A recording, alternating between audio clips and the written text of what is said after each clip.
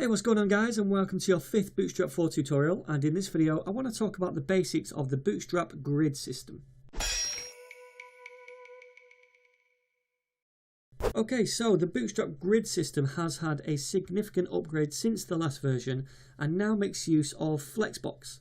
But we're going to get onto all that later. First of all, I just want to bring you up to speed on the basics of the grid system. So, the grid is split up into rows going across, and then columns going up and down.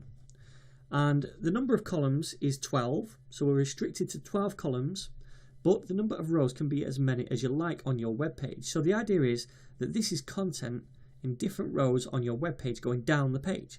Okay? So, for example, we could have a row on our web page which is made up of two elements, for example, a picture on the left and text on the right. Or it could be two pictures or two blocks of text. And we want to say to Bootstrap, look, we want each of these to be 6 columns in width. So Bootstrap then splits these up into equal segments on the grid. This is 6 columns. You can see 1, 2, 3, 4, 5, 6. And so is this. 1, 2, 3, 4, 5, 6. So we're saying to Bootstrap, we want each element to be 6 columns in width. Or we could have 3 elements in a row. And we want to say each of these elements takes up a width of 4 columns. 1, 2, 3, 4, 1, 2, 3, 4, etc. Or we could just have one element which takes up 12 columns in width all the way across. And there's loads of different combinations. You could have one with 2 columns and then the rest is 10 columns, etc. They don't always have to be equal like this. So that's the premise, but how does this all work? Well, with Bootstrap we can just apply classes that Bootstrap gives us to say how many columns we want a particular element to take up. And we can also say at what device width we want them to take up that space. So we're going to take a look now at a few simple examples. Okay, so I'm back in the template file and all I've done is add in a div with a class of container. So remember when I was talking about containers, I said that they are the surrounding element of all our content. And when we use the grid system, we have to put our rows inside a container. That is one of the constraints of the grid system. So that's why I've done this. So the next thing I want to do is create a row of content on our page. And the way we do that is by creating an element with a class of row. I'm just going to use a div, but you don't have to. I'm going to say div class equals row. So Bootstrap now knows that this is going to be a row on our grid. Okay? And we can place elements within inside this row. So I want to place 2 elements in here. Again, I'm just going to use divs, but you can use whatever you want. I'm going to say class equals. I'm going to leave that blank for now and just close off the div and copy this again and paste it underneath. So now we have 2 elements inside this row. Now I want each element to take up 6 columns in width from the small screen sizes upwards. Okay? So how do we do that? Well, the first thing we do when applying column widths to elements is say col for the class. Okay? Then we provide options. We say at what screen size do you want to apply this? I'm going to say small screen sizes, which is SM. Then I want to say how many columns of width I want this element to be. I said 6, so -6. And that's all there is to it. And what this says is that, okay, I want at small screen sizes and upwards, remember Bootstrap is mobile approach first, so this is small screen sizes and upwards, I want this to be 6 columns in width. And we're going to do exactly the same for this one down here. And then we'll do the same in the actual element so we can see the text on the screen. And if I save this now and take a look in a browser, you can see that the col SM6 over there is on the left side of the grid and this one is on the right side of the grid, and each one occupies 6 columns in width. Now that's quite hard to tell because it's just text, there's no borders around each element or anything like that, so let's add just a couple of styles to make this easier to see.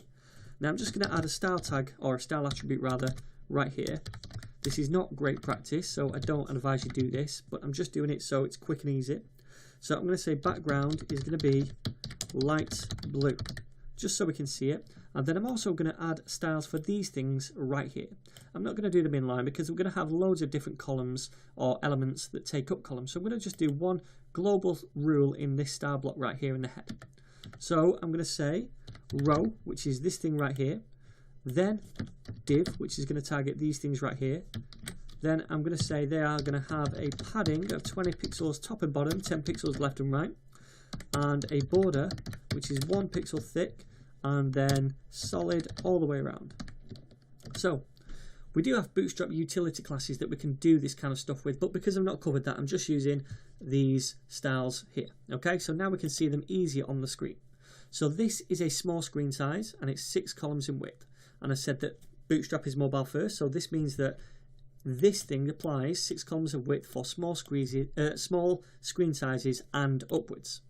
So if we make this bigger, they're always going to be 6 columns in width. And yeah, the elements are getting bigger, but it's just because the screen's getting bigger.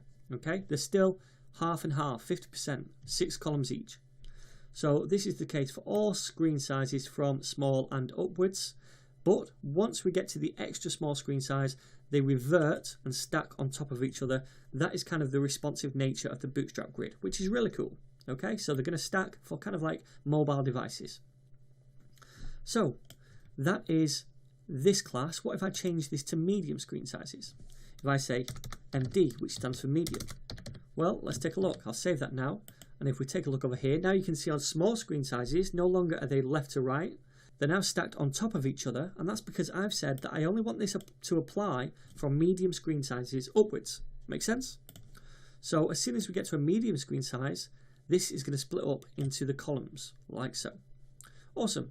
So let's do a few more examples now. I'm just going to copy this and paste it down below. And this time what we'll do is give this row a background colour of pink so we can distinguish it from the other one. I'm also going to create 4 elements inside this, and this time instead of 6 columns in width, I want them each to be on large screens 3 columns in width. Okay, so it's fine for medium screens, but when we get to large screens we'll say 3 columns in width. So we'll say col LG for large and then 3. Okay, so we're just adding on another class here. So I'm going to copy this and paste it down here a couple of times. And then I'm also going to paste it in the text as well, so we can see what's going on. And once we've done that, I just want to save it. Let's view this in a browser. Okay, so this time we're still getting them stacked up for small screens because we've said we only want to apply this from medium screens and upwards. And if we make this larger, as soon as it gets to a medium-sized screen, they're taking up 6 columns in width.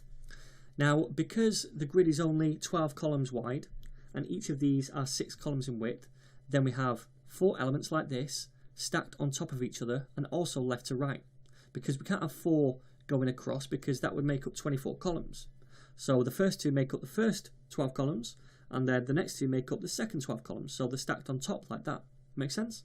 But as soon as we get to large screens, we say we want them to be 3 columns in width. So they should all be left to right. So let's go to a large screen. And there we go. 3 columns in width, 4 elements. So let's do one more example. So I'm going to copy this thing again and paste it down here. This time I'm going to give this a background colour of yellow. And then again I want 4 elements, like so. This time let's just bring them back to col. So we've not added any options on yet. We've not told Bootstrap what we want to do. And again, I'm going to delete this text inside here as well. And this time, what I want to do is show you what happens when we don't specify any sizes, like small or medium, etc. Okay, so imagine I just want this to be, I don't know, 3 columns in width for all screen devices. Well, I can just say col 3, col 3, col 3, col 3.